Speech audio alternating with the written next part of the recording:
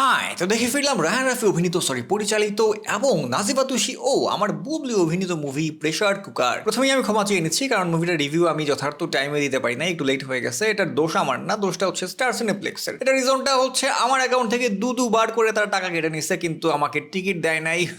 ভাই, তোমার টাকাও দেয় নাই, টাকাও রিফান্ড করে নাই এখন পর্যন্ত। টাকা কি আদৌ পাবো কিনা কে জানে, হু নোস। যাই হোক, তারপরও ফাইনালি অনেক ঝক্কি ঝামেলা করে টিকিট পাইছি, তারপরও আমি মুভি দেখে শেষ করতে পারি না। এটা রিজনটা হচ্ছে আমার একদিনে দুইটা মুভি দেখার প্ল্যান ছিল, যে 2টার দিকে কাটছি হচ্ছে প্রেসার কুকার আর 5টার দিকে কাটছি হচ্ছে দম। আমি ভাবছি আচ্ছা ঠিক আছে, ইজিলি আমি 2টা প্রেসার কুকার শেষ করে আমি দম দেখতে ঢুকে যাবো। বাট দ্য থিং ইজ, ভাই 5টা বেজে গেছে কিন্তু প্রেসার কুকার মুভি আর শেষ হয় না, কারণ এই মুভিটা অনেক লং, অলমোস্ট 3 ঘন্টা লং মুভিটা। 3 ঘন্টার থেকে কিছু হয়তো 7-8 মিনিট কম হইতে পারে। সো ধরেন ব্রেক টেক এবং শুরু হইতে তো 5-10 মিনিট টাইম লাগে। অল ওভার প্রায় 3.5 ঘন্টা এটার প্রতি দেয়া লাগবে। আর সো এই টাইমের কারণে আমি মুভিটা প্রথমবার দেখতে পাইনি, তারপর সেকেন্ডবার আবার টিকিট কেটে আবার দেখছি, মানে শেষে গিয়ে আছে জাস্ট লাস্ট পোর্শনটুকু দেখছি। এনিওয়ে, এবার আসেন হচ্ছে প্রেসার কুকার মুভি। ওয়াও, এই মুভিটার লুক অ্যান্ড ফিল আমার কাছে মনে হয়েছে যে আমি একটা নেটফ্লিক্সের মুভি দেখলাম আন্তর্জাতিক মানের। আর এই মুভিটার জনরা হচ্ছে ডার্ক থ্রিলার, যেটা কিনা রায়হান রাফির খুব পছন্দের একটা জনরা, যেটাতে কিনা সে বস বলতে পারেন। তার আগে হচ্ছে আমি মুভিটার স্টোরি সম্পর্কে একটু বলে নিই। আসলে এই মুভিটার স্টোরি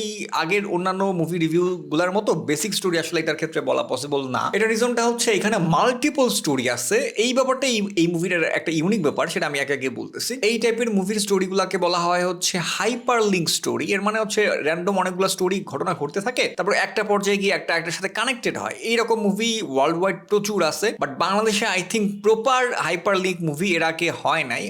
মানে এমনিতে টুকটাক হইতে পারে, but proper hyper link movie হয় নাই, এটাই ফার্স্ট। হলিউডের ক্লাসিক মুভির আমি এক্সাম্পল যদি দিতে চাই, সেটা হচ্ছে পাল্প ফিকশন। আমার খুবই ফেভারিট একটা মুভি, যদিও ছোটবেলায় প্রথম যখন দেখছিলাম তখন কিছুই বুঝি নাই, পরবর্তীতে বড় হয়ে যখন দেখছি তখন এই মুভিটা আমার টপ ফেভারিট মুভির লিস্টগুলোর মধ্যে একটাতে পরিণত হয়েছে। ওকে, তারপরে হচ্ছে বলিউডের এক্সাম্পল যদি দেই, সেই ক্ষেত্রে হচ্ছে লুডু নামের একটা মুভি আছে। মানে কনসেপ্টটাই বুঝতে পারতেছেন যে লুডু নাম দেওয়া হয়েছে এই জন্য যে 4টা ক্যারেক্টারের 4টা ঘটনা ঘটতে থাকে, একটা পর্যায়ে গিয়ে তাদের মধ্যে ইন্টারকানেকশন হয় আর কি। কলকাতাতেও এরকম একটা মুভি হয়েছে, মুভির নাম সম্ভবত চতুষ্কোণ। সেটা হচ্ছে রাজকুমারী সৃজিত মুখার্জির মুভি। সো ওইটাতেও আমি অনেকদিন আগে দেখছিলাম, যতদূর মনে পড়ে এরকমই হচ্ছে চতুষ্কোণ নাম, যেহেতু এরকম 4টা স্টোরি থাকে। ঠিক সেম ভাবে এই প্রেসার কুকার, এটা হচ্ছে একটা হাইপার লিঙ্ক স্টোরি। এটার জন্য রায়হান রাফিকে হ্যাটস অফ জানাইতেই হয় যে সে এইরকম একটা ইউনিক অ্যাটেম্পট সে নিছে বাংলাদেশের পার্সপেক্টিভে। কেন আমি রায়হান রাফিকে হ্যাটস অফ দিতেছি সেটা আমি বলি, কারণ হচ্ছে রায়হান রাফিকে বলা হয় হচ্ছে বাংলাদেশের হিট মেশিন। কারণ সে বাঙালির চিন্তা ভাবনা ক্র্যাক করে ফেলছে, যে একটা র্যান্ডম নর্মাল বাঙালি সে কি টাইপের জিনিসপত্র দেখতে পছন্দ করে। রোমান্স, বিট্রিয়াল, রিভেঞ্জ, এই টাইপের জিনিসপত্র দিলেই হচ্ছে বাঙালি গোগরা সে গিলবে। And Raihan Rafi exactly knows যে কিভাবে কি এলিমেন্ট দিলে একটা বাঙালিকে মুভি খাওয়ানো যাবে। সে বিগ বাজেট নিয়েও হিট মুভি করে দেখাইছে, লো বাজেট নিয়েও হিট মুভি করে দেখাইছে। সো সেই সেফ জোনে না খেলে রায়হান রাফি এবার ডিফারেন্ট একটা কাজ করছে। এই ডিফারেন্ট একটা স্টোরি, ডিফারেন্ট টাইপের স্টোরি, ডিফারেন্ট অ্যাপ্রোচের স্টোরি, ডিফারেন্ট, এটার স্টোরি টেলিংটাই ডিফারেন্ট। এই টাইপের একটা স্টোরির মুভি করার জন্য সে অ্যাটেম্প্ট নিছে, এটাই মানে বিশাল ব্যাপার। আমি হলে রিলিজের কথা বলতেছি, যে এই টাইপের একটা ডিফারেন্ট স্টোরি নিয়ে হলে কম্পিট করতে আসা সাহসের ব্যাপার। ও তার উপর তো আবার হচ্ছে ধরেন লিড ক্যারেক্টারে কোনো মানে পুরুষ মানে মেইল কোনো ক্যারেক্টার নাই। অলওয়েজ তাকে যে তকমাটা দেওয়া হয়, তাকে সাধারণত অনেকেই মিসোজিনিস্ট বলে, যে রায়হান রাফি একজন মিসোজিনিস্ট। তার মুভিতে দেখা যায় সবসময় নারীদের খারাপ দিক দেখানো হয়, যে নারীরা কুকর্ম করে। ওই যে পরাণে তো হচ্ছে মিম ডাবল টাইমিং করছে, তারপরে সুরঙ্গতে হচ্ছে তমা মির্জা মানে তার হাজবেন্ডের সাথে বিট্রে করে, মানে সে স্বামী রাইখা আরেকজনের সাথে সম্পর্ক গড়ে তোলে। বা সো তার মুভিগুলোতে এরকম মেয়েদের কুকর্ম দেখা যায়। সো এই জন্য অনেক মানুষ, স্পেশালি মেয়েরা, তার উপর খেপা, যে হ্যাঁ কেন সে মেয়েদেরকে এইভাবে খারাপ ভাবে দেখায়, মিসোজিনিস্ট আই থিঙ্ক। সো এইবার সে বলছে আচ্ছা দাঁড়া যা, আমি মিসোজিনিস্ট তারা আমি এমন একটা মুভি বানাইতেছি যেটাতে কোনো মেল কোনো মেজর কোনো ক্যারেক্টারই নাই, মেজর ক্যারেক্টার হচ্ছে ফিমেল। এটার স্টোরি নিয়ে স্পেসিফিক ভাবে কিছু বলতেছি না, কারণ এখানে অনেকগুলা স্টোরি। তো সো আমি যদি প্রত্যেকটা একটু একটু করে বলতে যাই, তখন দেখা যাবে যে পুরো মুভির স্টোরি আমি বলে দিচ্ছি। এই জন্য জাস্ট আমি বেসিক একটু বলি, যেটা কিনা টিজার ট্রেলার ছিল। ছোটখাটো একটা লিঙ্ক যদি বলতে পারেন, সেটা হচ্ছে একটা স্পা সেন্টার, যেখানে হচ্ছে মেসেজ করা হয় যে ছেলেরা যদি যায় তাহলে মেয়েরা হচ্ছে ম্যাসাজ করে দেবে। অ্যান্ড ম্যাসাজের আড়ালে একটু দুষ্টু জিনিসপত্র ঘটে আর কি। সো দুষ্টু জিনিসপত্র ঘটে যেহেতু, সেহেতু একটু দুষ্টু ফুটেজ থাকবে, এটা স্বাভাবিক। এই ব্যাপারটা আই থিঙ্ক সবার একটু মাথায় রাখা উচিত যে কোনো মুভি দেখার ক্ষেত্রে। অ্যাটলিস্ট টিজার ট্রেলার দেখে মুভি দেখতে যাওয়া উচিত। কারণ আমার সামনেই একটা খুব খুব খুব বাজে একটা এক্সপিরিয়েন্স ঘটছে আমার সাথেই।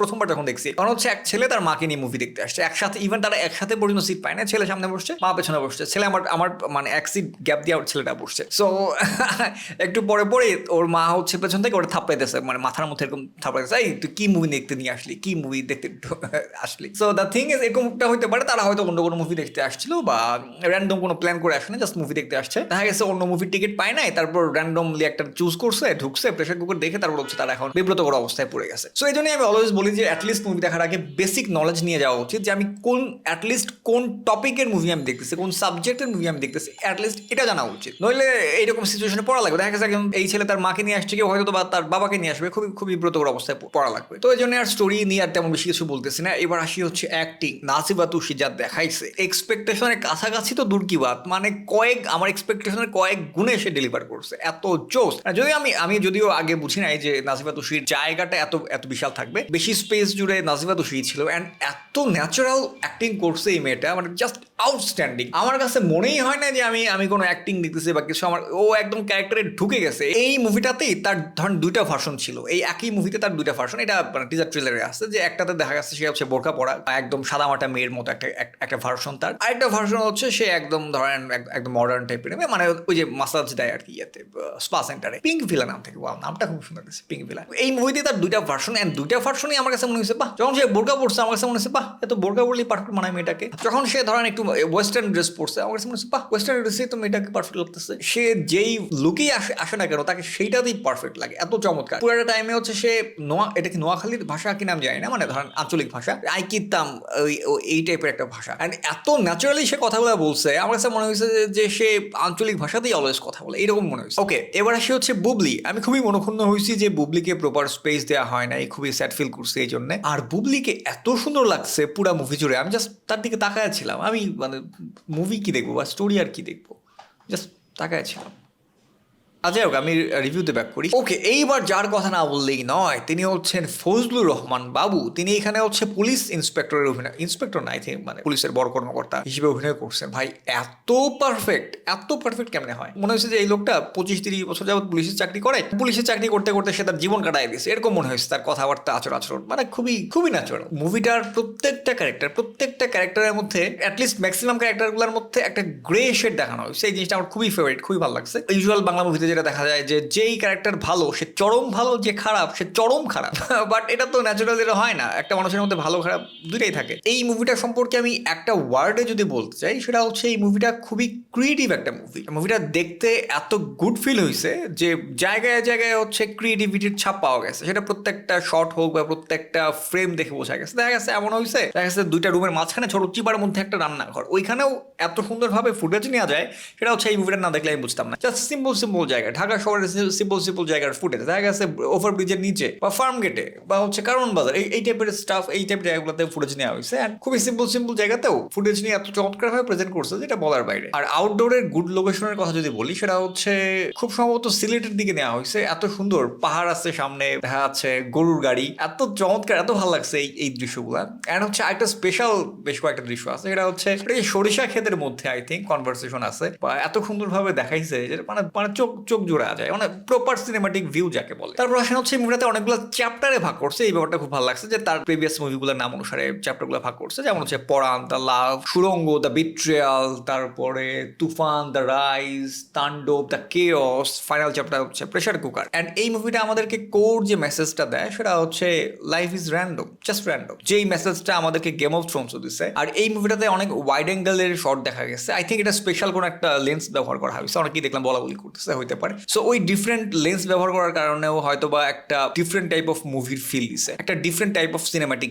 Experience I think. এবার আসি হচ্ছে এই মুভিটার ব্যাকগ্রাউন্ড মিউজিক, এত চমৎকার লাগছে ব্যাকগ্রাউন্ড মিউজিক গুলা, এত সুন্দরভাবে ব্লেন্ড হয়েছে মুভিটার সাথে, স্টোরির সাথে। মাঝখানে বেশ অনেকগুলো জায়গায় অনেকগুলো গান ব্যবহার করা হয়েছে, র্যাপ সঙ্গ ব্যবহার করা হয়েছে। অ্যান্ড ইউজুয়ালি ইন্টারন্যাশনাল মুভিতে যেটা হয় যে হচ্ছে কোনো গান ফুললি টাইম নিয়ে ব্যবহার করে না, দেখা গেছে ইউজুয়ালি বাংলা মুভিতে যেটা হয় যে আচ্ছা কাহিনী দেখেন কিছুক্ষণ, কাহিনী দেখানোর পর আসেন এবার গান দেখেন, জাস্ট গান আর কিছু না, আবার কাহিনী দেখেন, গান দেখেন। এই ব্যাপারটাতে এখানে এই মুভিতে এরকম না, স্টোরির মাঝখানে গান, যেই ব্যাপারটা ইন্টারন্যাশনাল মুভিজ গুলাতে হয়। এই জন্য আমি বললাম যে এটা একটা প্রপার আমি ইন্টারন্যাশনাল মুভির ভাইব পাইছি এই মুভিটাতে। ও বিজিএমের কথা একটা কথা বলতে ভুলে গেছি, সেটা হচ্ছে ফজলুর রহমান বাবু যতবারই ক্যামেরায় আসছে, যতবারই না, একটা স্পেশাল কয়েকটা টাইমে এত সুন্দর একটা বিজিএম দিছে যে সেই একটা ভাইব চলে আসছে। All over I love this movie, but অনেকেই এটার স্টোরিটা হয়তো বা পছন্দ নাও করতে পারে, যেহেতু এটা বলার রিজন হচ্ছে এটাই যে এই মুভি যেটা বললাম যে এই মুভির স্টোরি টেলিং ধরনটা ডিফারেন্ট, তো সো এই ধরনটা অনেকের পছন্দ নাও লাগতে পারে। অনেকেই হইতে পারে যে এই টাইপের স্টোরি টেলিং এর মুভি এর আগে দেখে নাই, সো কারণ আমি বের হওয়ার টাইমে অনেকে দেখলাম বলাবলি করতেছে যে কি দেখাইলো, কি এন্ডিং দিল, বুঝলাম না তো কিছু। আমার এই যে সেম ব্যাপারটা আমার প্রথমবার হয়েছিল যখন পাল্প ফিকশন মুভিটা দেখছিলাম, যে আমি